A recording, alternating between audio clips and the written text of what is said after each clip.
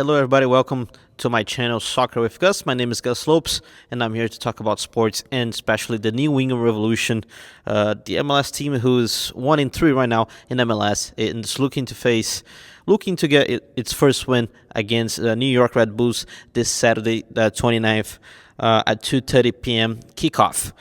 Guys, I did a pregame video already with my friend Gustavo Guimarães. You guys can check it out on the channel. But due to the recent news that happened and to the recent reporting that happened this past night and also earlier in the morning today, where our good friend Tom Quillen reported some stuff about Caleb Porter, I decided to do a new video just to talk about that situation, a pretty quick video with a nice background around me, actually, which it was pretty cool.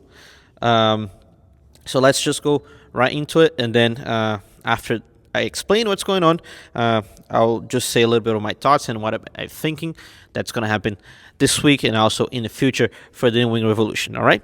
So Tom Quillen, reporter from Rhode Island, reported yesterday that the Caleb Porter's hot seat has been hotter than ever.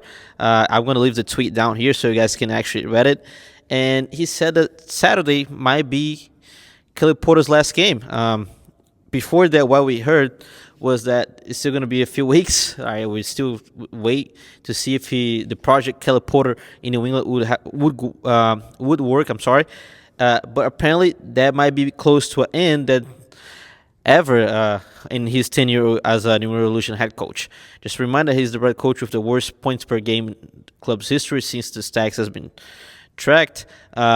He did not qualify for the playoffs, and right now the team is probably the worst team in the league. But it is the worst team in the league in offense. The team has not scored a goal that they have scored. It was just own goal by Thiago Martins 2 weeks ago against New York City Football Club. So the team is in shambles pretty much. We will expect Caleb Porter to stay a few more weeks, but it all depends on tomorrow's game, apparently according to Tom Quillen. I said it in a Twitter space after the New York City game that I was not seeing, or I was not expecting anything to happen to Caleb Porter during the international break, as it did not happen. But I said the only chance Caleb Porter gets fired at the Red Bulls game is if it's something really horrible happens, like a 4-0 or 3-0, or a very bad performance, which it's hard. The team has a good defense. I don't think they're going to concede 3 or more goals or anything like that. But again, as reported by Tom Quillen, and also I saw some other people also commenting that they heard the same, Saturday might be Caleb Porter's last game. And that because of a simple reason, which is not confirmed, it's just a rumor. And I tweeted about that as well. Montreal, which I still love to call Montreal Impact, but we all know it's Club de Foot. Montreal has fired Laurent Courtois, and because of that, the New England Revolution probably feel threatened that they might lose in a possible race for Jim Curtin. Jim Curtin is the best head coach in the market right now as a free agent. I know people in Philly are in disbelief that he might take another job, which is totally okay. They're saying he's taking a sabbatical year, but every head coach says that. And of course, when you have a lot of money, when you have a good project, I don't see why not he would not take it, but why not he would at least take the call. So Montreal fires their head coach 5 games into the season. There's a lot of controversy on that. I do believe if your coach is not working, fire him, but in the other hand, Montreal had 7 away games to start the season. The team has no investment from ownership, and they're barely investing in designated players. So, of course, there's two hands to each story. There's two sides to each story. I'm sorry. But I stand that if the head coach is not working, just move on. Try something else. Try something different. Maybe sometimes it's not the head coach. It's someone above. But, of course, getting accountability from people above is way harder in Major League Soccer.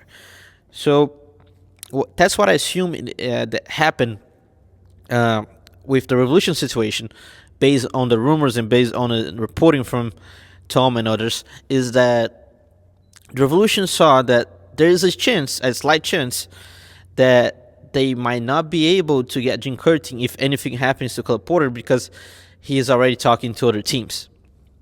And it will be a very bad look for Coronel, who is also pressured to pass on an opportunity like that. Jim Curtin is one of the best American soccer coaches right now. And he made a Philadelphia Union with no investment be one of the top teams in the Eastern Conference for 4, 5, 6 years.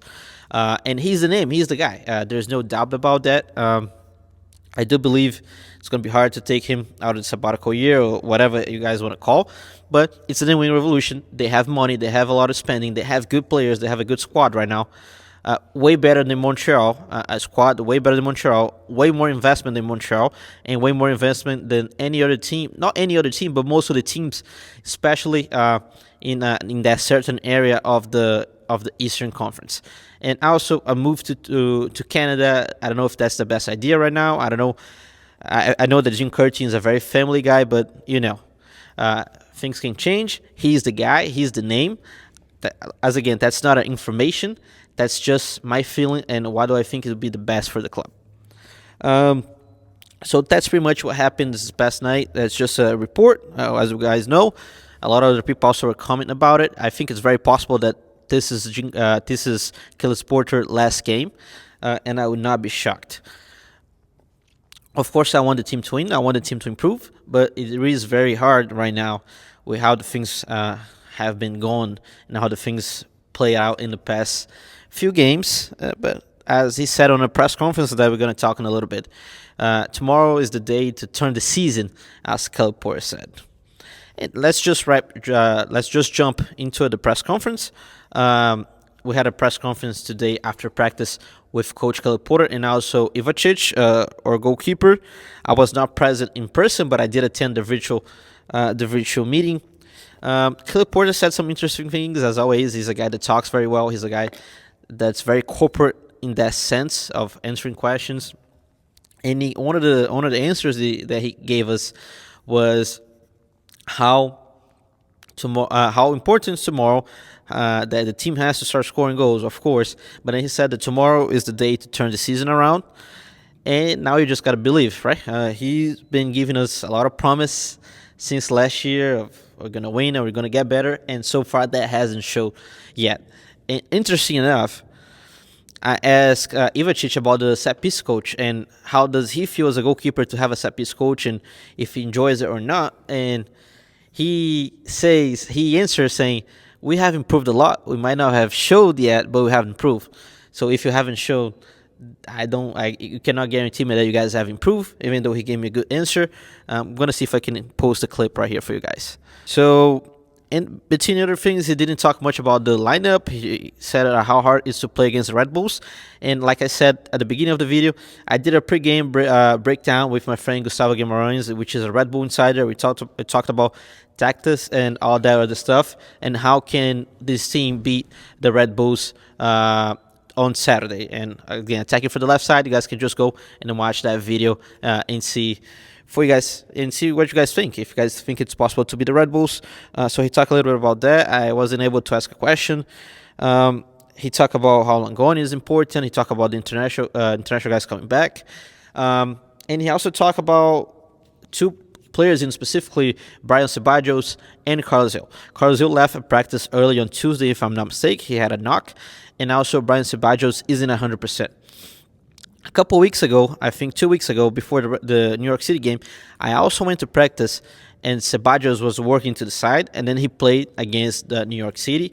Apparently, that's the same case that happened. He was working to the side today, according to Sam Minton, in his question from the Blazing Musket, and that's he's in doubt right now for tomorrow's game. I haven't seen the injury report just yet. I don't think they have released, but that's I think they've got to have a look at it if Ceballos is going to be able to play. In my opinion, he's been the best Revolution player in this season so far. Him and Fofana, but Fofana even has a better rating than Ceballos on FUTMob, if I'm not wrong. But just watching from the field and seeing what's going on and not looking always, how can I say that? Not just looking at the numbers. For me, in my humble opinion, Ceballos has been the best player in the season so far. So if he doesn't play, it's going to be a big miss. And of course, there's always a question right now: who's going to play in the fullback position? So far, I think it's going to be Fingold and Will Sands. I don't think Peyton Miller is going to be available just yet. Chancalay is not going to be available for sure. And that being said, I'm going to repeat myself one more time. I still have to see one impactful game from Will Sands and a left back. We haven't seen that yet. He's been traded for almost a year now. He's been with the Revolution, but so far, some people say that he played well some games. I haven't seen that just yet. And 2 weeks ago, when Fingold comes in as a left back, the team actually gets better. So there's something going on in there, and we got to see some improvements. We got to see improvements on crossing. The crossing has been awful so far, and of course the scoring goals. If I was the head coach of this team, looking at how Red Bull plays, and they play with the high pressure that everybody knows, there's two schools of thought. If as a forward, or you can either put two forwards that are going to be very fast, going to be able to counterattack those high pressures, and going to be able to use that agility up front, or you can have a forward like a Maxi Ruti that's going to hold the ball up front, so your defenders can rest a little bit and try to get the ball further in the field as possible and hold the ball in the opposition's half. For this game, I would definitely go with Ganago and Langoni. I think it would be beneficial for the team to have two guys that are fast up front, dribbling and trying to get counterattacks and trying to get behind the defense.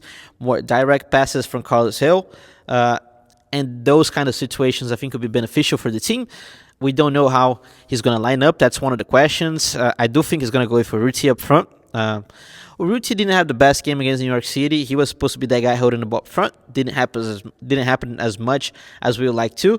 He didn't have as much touches as we like to, and he was way too far behind from the opponent's box, which was expected since the way the Revolution has been playing awfully on attack.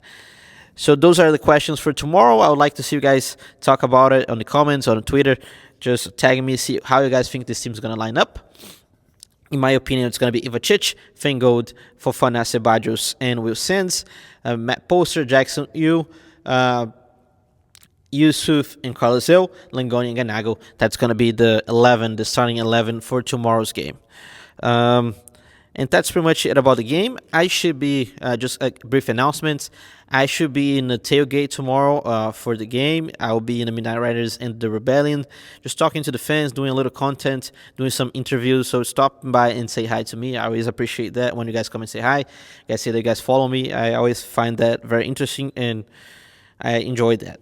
Also, again, just as I said on the midweek video, if you have a kid that wants to be a goalkeeper, every Friday at 5 p.m., 85 Washington Street in Somerville, I'm doing goalkeeper practice. Just get in touch, ask questions if you have any questions. If you have a goalkeeper any age between I would say 6 and 15, just give me a call, just give me a text. You guys know my DMs are open if you guys want to just get in touch. All right, so that's the video for today. A very short video, a very brief video, just to talk about the report, my assumption, and just a final thought.